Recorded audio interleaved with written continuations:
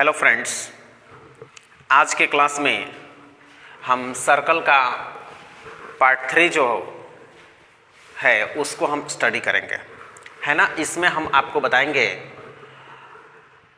Cord properties of circles, यानी कि circles के जो कॉर्ड होते हैं उससे रिलेटेड कुछ प्रॉपर्टीज होती हैं। तो आइए उन प्रॉपर्टीज को हम एक एक करके पढ़ते हैं और उसको प्रूव करते हैं, है ना। तो पहला जो प्रॉपर्टी है आपका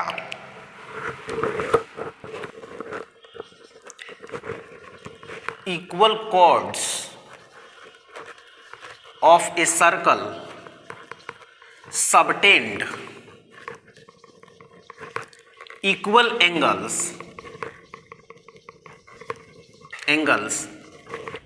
एट द सेंटर।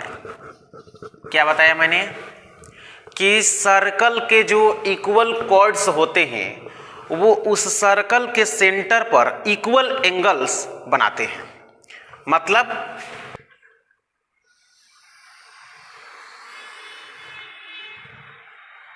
चलेगा।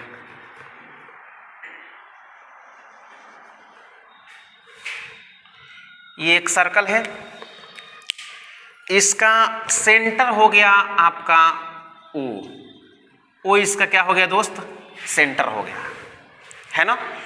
तो कॉर्ड प्रॉपर्टी में ये जो एक प्रॉपर्टी है ये कहता है कि अगर किसी सर्कल के दो कॉर्ड इक्वल होंगे, जैसे यहां मैंने एक कॉर्ड बनाया और दूसरा कॉर्ड आप कहीं भी बना सकते हैं बशर्ते कि इसके बराबर होना चाहिए। जैसे इसका नाम मैंने ए बी दे दिया, है ना। तो दूसरा जो कॉर्ड होगा वो इसके बराबर होना चाहिए, कहीं भी आप उसको बना सकते हैं। तो दूसरे कॉर्ड को मैंने कहां बनाया दोस्त, यहां बनाया, है ना। ये दो कॉर्ड हो गए, इसका नाम मैंने दे दिया सी डी। क्या हुआ, सी डी। तो ये दोनों कॉर्ड सेंटर पर जो एंगल बनाएंगे, ये वाला देखिए, सेंटर पर इसके द्वारा जो एंगल बनाया जाएगा, देख रहे हैं। तो इस ए बी कॉर्ड के द्वारा जो सेंटर पर एंगल बनाया जा रहा है ये क्लियर, और फिर सी डी कॉर्ड के द्वारा जो सेंटर पर एंगल बनाया जा रहा है ये वाला देखिएगा, सी डी कॉर्ड के द्वारा जो सेंटर पर एंगल बनाया जा रहा है, देख रहे हैं दोस्त, ये वाला एंगल। तो वही ये कह रहा है, ये थ्योरम ये कहता है, कॉर्ड प्रॉपर्टीज जो है वो ये कहता है कि दो इक्वल कॉर्ड्स हैं तो वो सेंटर पर इक्वल एंगल सबटेंड करते हैं, मतलब इक्वल एंगल्स बनाते हैं। इसी चीज को हम क्या करेंगे, प्रूव करेंगे। प्रॉपर्टी जान गए, अब उसको हम क्या करेंगे, प्रूव करेंगे। तो हमारे पास एक सर्कल है, गिवन जो डेटा है उसको पहले लिखते हैं। इस सर्कल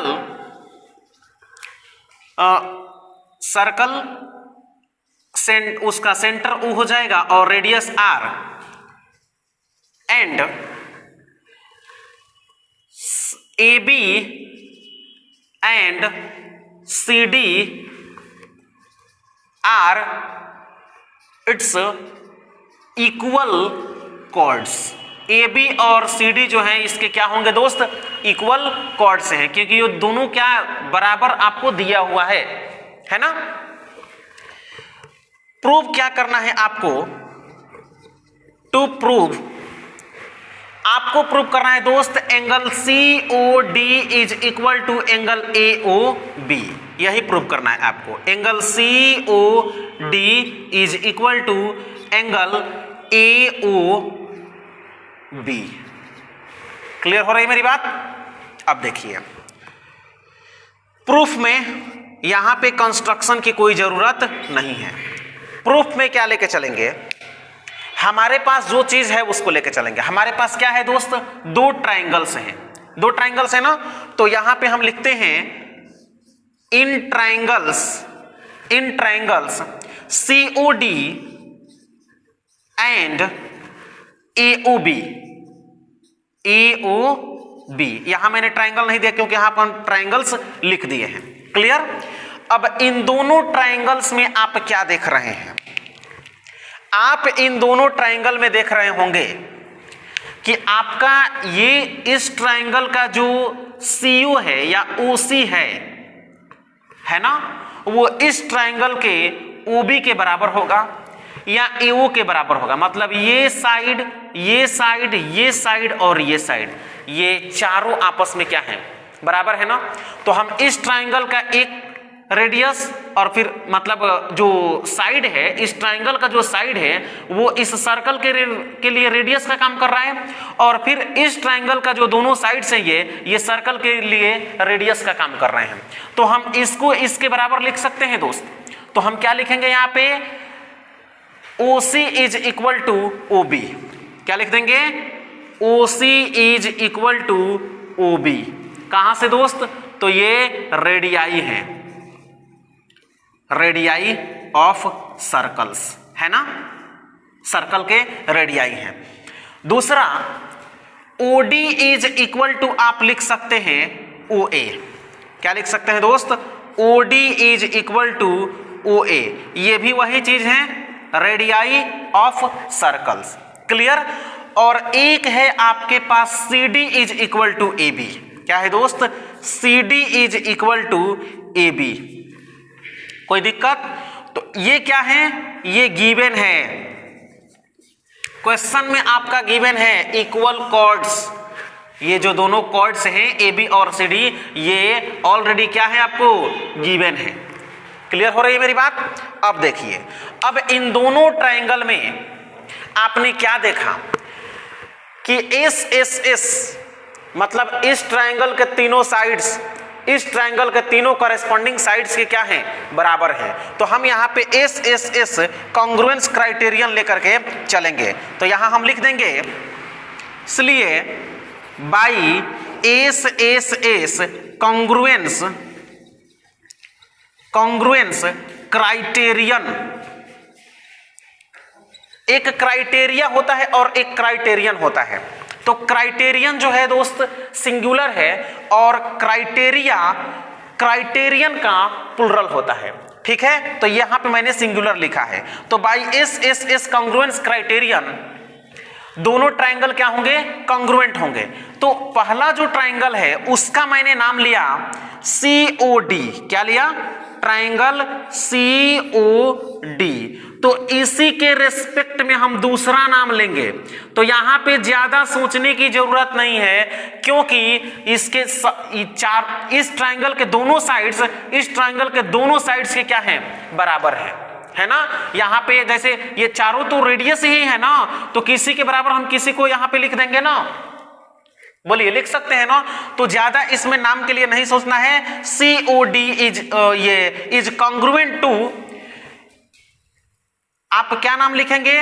AOB या BOA लिख सकते हैं, कोई दिक्कत नहीं है। जैसे देखिए हम लिख रहे हैं ट्राइंगल, क्या लिखेंगे?